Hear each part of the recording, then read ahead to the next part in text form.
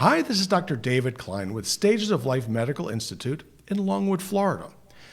What I'm going to talk about now is returning to work after COVID exposure. Okay, and this is getting some attention these days, and the reason is real simple, because we have to return to work.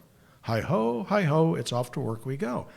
So they're talking about doing things like reopening Disney. So we're going to go ahead and scan everybody's temperature as they walk through the door.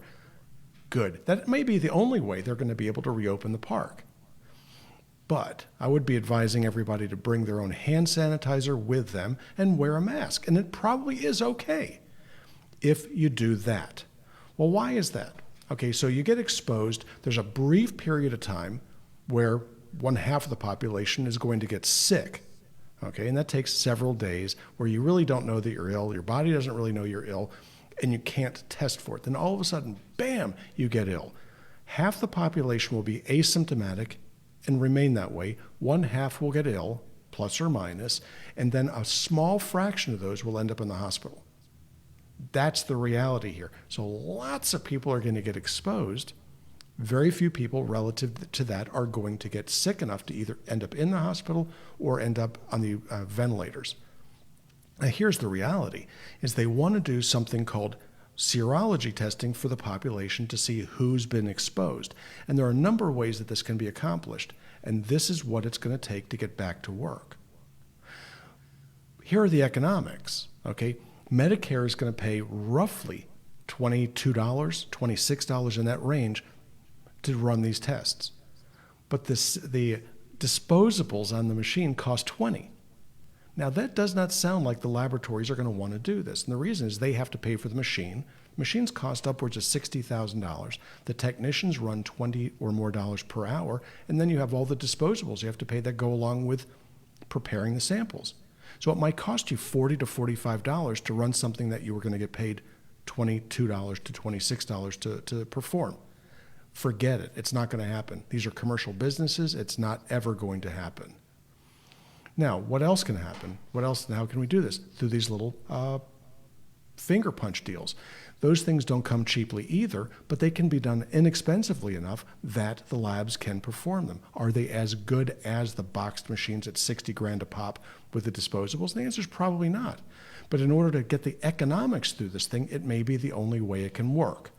Because the average employer, okay, isn't used to paying $50 to $100 to get an employee back on the job.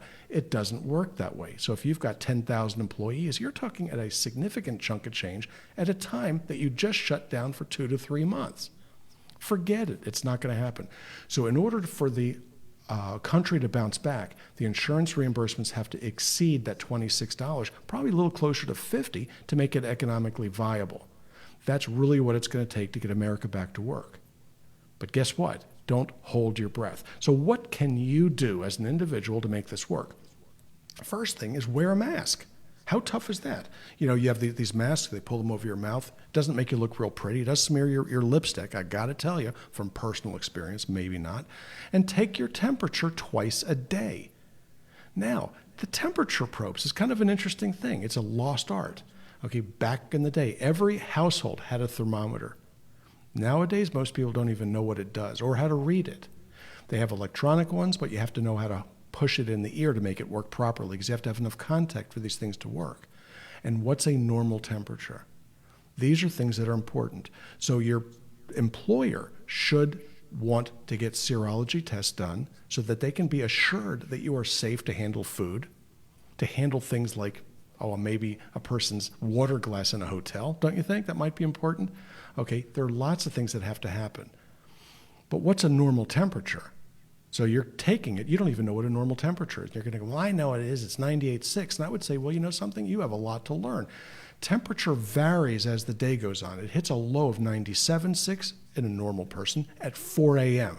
And it gets up to 99.6 by 10 p.m. It goes up and down, in spite of what you were taught in elementary school, which, by the way, wasn't the whole story. You might be shocked to find out. So a normal temperature is only normal relative to the time of day. So a fever of 101 during the day is less meaningful than a fever of 101 in the middle of the night. Somebody with a 101 in the middle of the night is sick, real sick.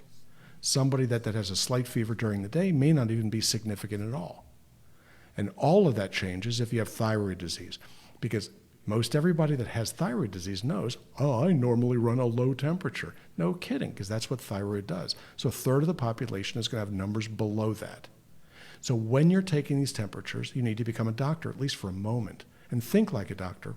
Okay, what do? You look at the data. It's not an absolute. It's relative to the patient, time of day, and disease state.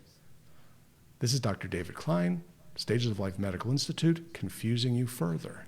Have a nice day.